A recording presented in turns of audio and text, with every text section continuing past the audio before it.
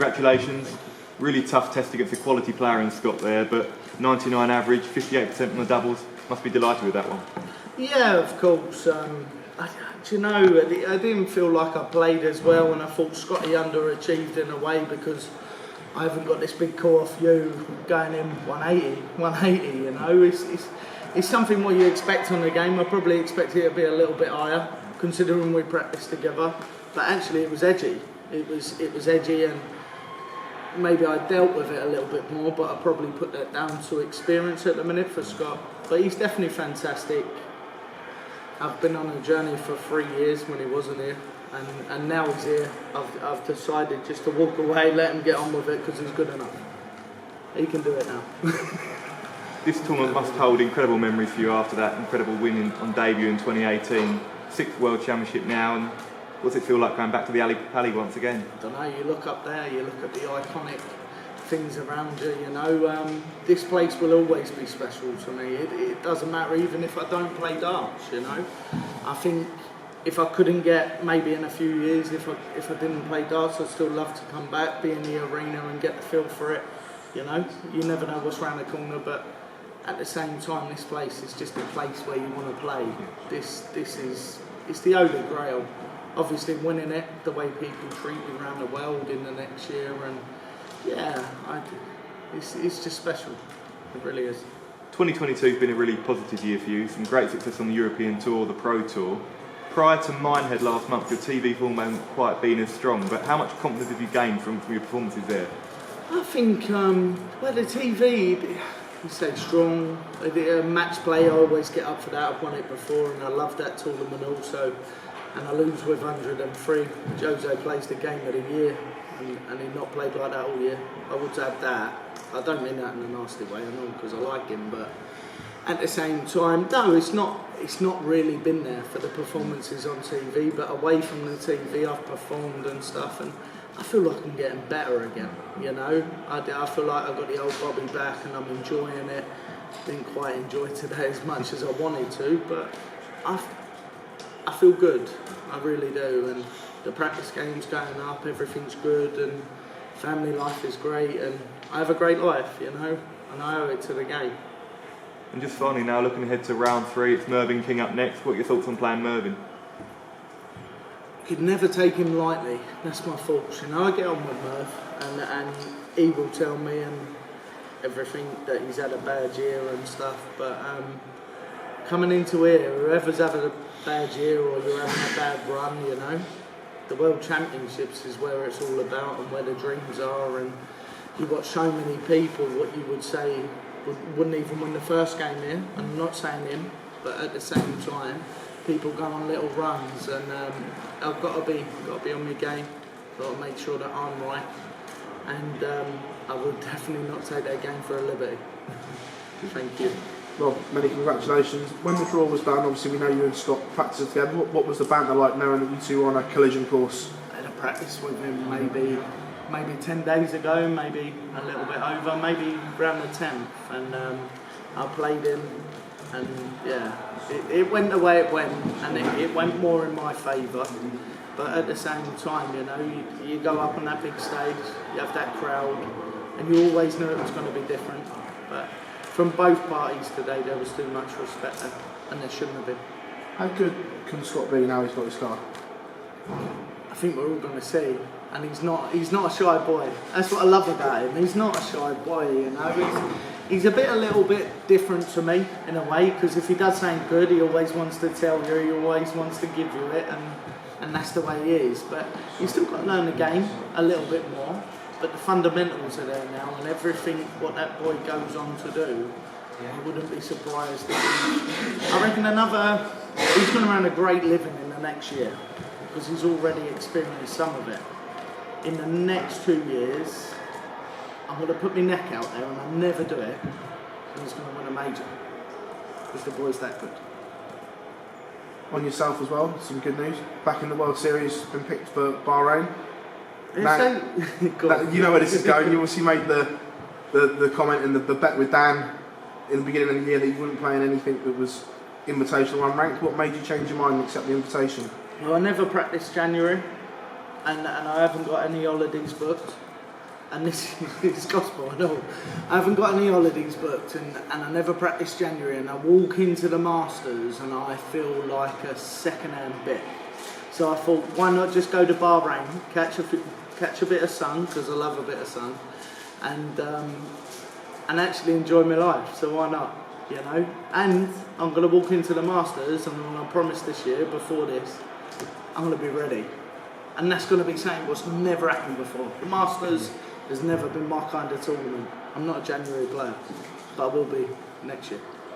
This smile you've got again, and the confidence, this is like you said, the old Bobby. Do you feel like you're starting all over again, and this is the Rob of 2018 again?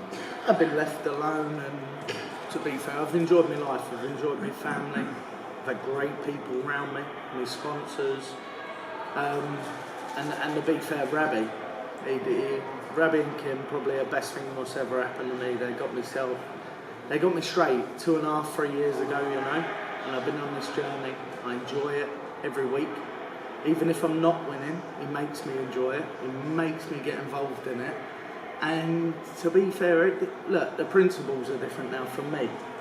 And I think I conduct myself differently. I would have loved to do it 5 years ago, but maybe I won a world title where I was playing the darts to win a world title. I wasn't ready to win the world title mentally.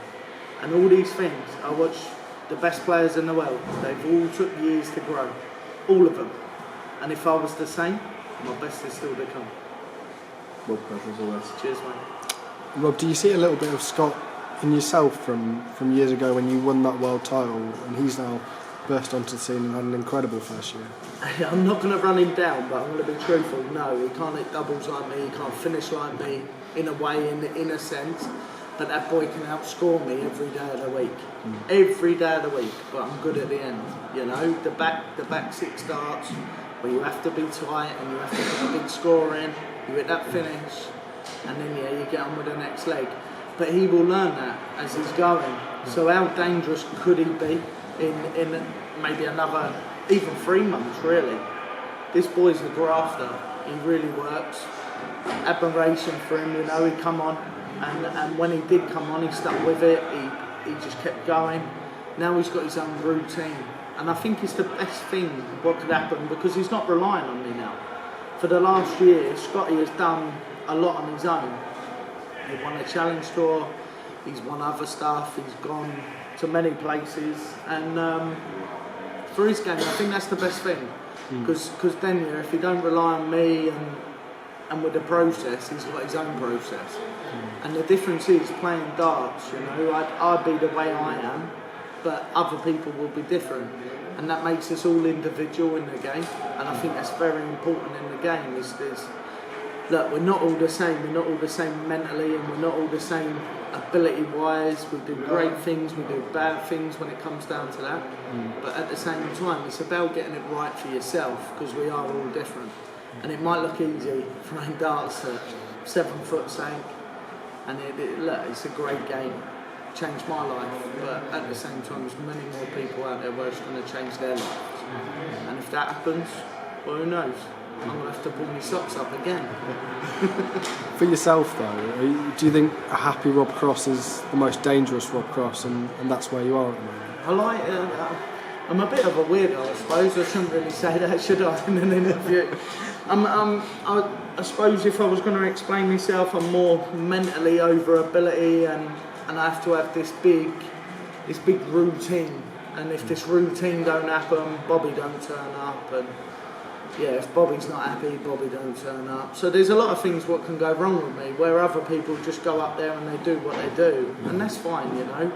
But for me, when I do turn up and I am right, I'm dangerous to anyone in the tournament, and I'm there now. Perfect. Cheers, Rob. Thank you. Rob, like seeing when you won the world title, you came in under the radar, even though there was a lot of talk about you. Did you feel as if the same thing's kind of happening again? I enjoy it, you know. I don't mean this to sound rude when I say this, but I've had a bit of time away from the media, away from the lights. I've been able to readjust my life.